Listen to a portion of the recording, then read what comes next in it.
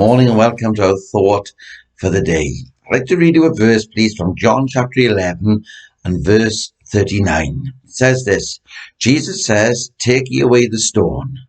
Martha, the sister of him that was dead, saith unto him, Lord, by this time he stinketh, for he hath been dead 4 days. John chapter 11 verse 39. The title I've given to my thought this morning is this: Are you playing your part? Are you playing your part? Have you ever thought why it is that many of your prayers and many of your desires have not come to pass? Perhaps you say, Jesus, I have prayed and I have waited, but still there seems to be nothing happening. Well, please bear in mind that it is not Jesus who is slow in listening to you, but very often it is you who is slow in listening to him. You see, it may be that God has asked you to do something, but because of your lack of faith, you haven't listened. Just consider our text today. Jesus said, "Take ye away the stone," but they hesitated to do so. I like what one man of God said: Christ will only call upon his superhuman or supernatural power. You'll only call it into action when it becomes indispensable. You see, Jesus was about to raise Lazarus from the dead, and it would have been a very simple thing for Jesus to command that stone to move on its own accord. Very simple thing.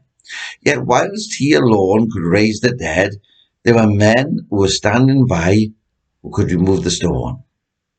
What man could do, Jesus will never do. Before him, he has desired him to do it, but always expects him to do it. He expects you to play your part. He expects you to do what you can do.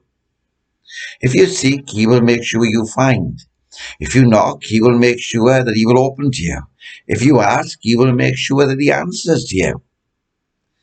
That which is possible, we must do. And that which is impossible, God will do. This is the way that Jesus moves. You see, he always expects, and still does expect, that man cooperate with him. He does not exercise his divine power to do work instead of us. He expects us to contribute our share and to do what is in our power to do. Remember when the friends brought the man to be healed and they took off the roof and they lowered him? Jesus didn't take off the roof. His friends took off the roof. When they lowered this man before the feet of Jesus, that which was impossible with man, Jesus did. He forgave his sin and he healed him. God alone can give the increase, but he expects Paul to do the planting and Apollos to do the watering. So why not take away the stone? What stone is hindering the life that is within you from moving on into great victory? What is it that is hindering you from taking another step closer to Christ? Take it away and let God have his way. It is quite amazing, friends, that in verse 22 of Matthew we read that Martha says, that Martha says, "But I know that even now, whatsoever thou wilt ask of God, God will give it thee." But when Jesus asked for the stone to be removed, Martha says, "But by this time he stinketh."